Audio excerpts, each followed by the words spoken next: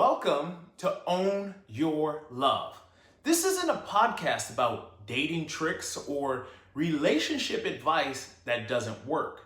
This is about real life healing, self-worth, the kind of love that starts within before it ever shows up out there. I am Joshua, and I'm here to have real conversations about what it means to your love. And I'm talking about owning your love in a world that taught us to look everywhere else but inside. See, most people don't have a relationship problem. They have an inner dialogue problem. And with that inner dialogue, you can't attract real love if the voice in your head is still repeating old wounds. You can't hold a relationship if you're still questioning your worth in private. That's the real block. That's the shift that I had to live through. So let's get into it. I'm 39 now, so I've dated on and off. And what I realized was my dating history, I continue to attract the same type of women. And I'm not saying these women are bad or anything like that. I put no blame on anyone else. I only look at myself. But what I did realize is that the women that I attracted were all similar, just in different formats. It might have been a white girl, a black girl, an Indian girl. It didn't matter, but I was attracting the same type of women. And for the last 3.5, almost 4 years, I've been single on purpose. Now, have I dated? Yeah, I've went on dates and done things off and on. But what I had to realize was, Joshua, you have to look at yourself now, right? Like, obviously, you're dating the same type of woman. Why are you attracting those type of women? And I took the last 3-4 years and I just looked into myself. Like Michael Jackson said, I'm gonna look at the man in the mirror. And it was one of the most difficult things that I've ever done in my life is looking inside of myself at every single thing that was causing me to attract these type of women. And what I really realized was it wasn't them, but it was me. There were wounds inside of me that I had never dealt with. A man's first love is typically his mother. So you're looking for someone to love and care and cherish you like your mother did, but you, meaning me, never fully healed from her passing away when you were 15 years old. So when you're searching for something when you're not healed inside. So I had to ask myself, Joshua, why haven't you healed inside?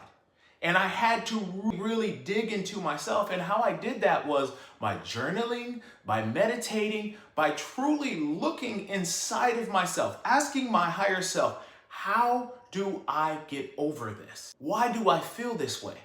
And it was the trauma of watching her pass away and them trying to bring her back to life. The fire department trying to bring her back to life when I'm 15 years old. I mean, that's traumatic. And to never truly deal with that, it caused trauma and it caused blockage in myself, in my chakras, in my mindset, in my conscious mind and my subconscious mind.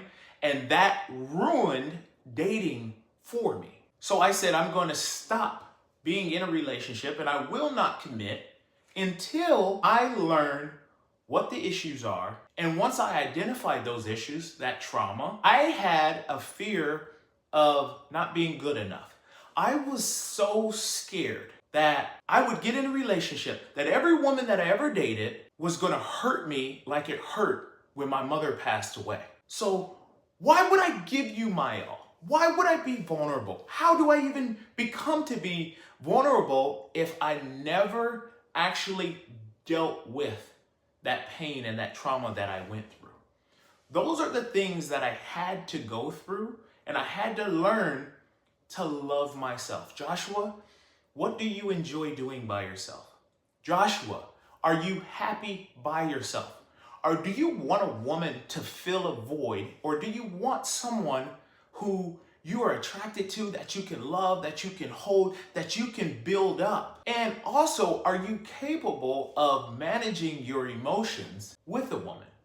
To be calm, to be her peace. At that stage in my life, I was not ready because I didn't love myself. Honestly, if I look at the women that I dated, regardless of how it ended up, regardless on the women that cheated on me or whatever, I never truly felt worthy. So when you step into a relationship and you don't feel worthy, ultimately, it ends up hurting you.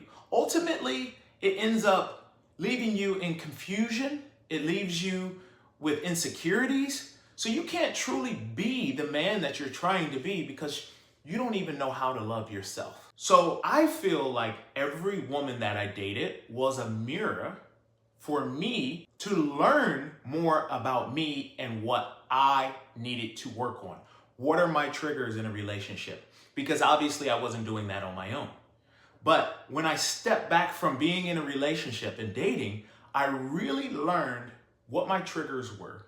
I learned how to balance my nervous system, and I learned how to fall in love with myself. And now that I have done that work, I feel like I am attracting a woman that has also done that work. I'm attracting a woman that I can go into a relationship with and finally feel safe and build her up so that she feels safe in that relationship.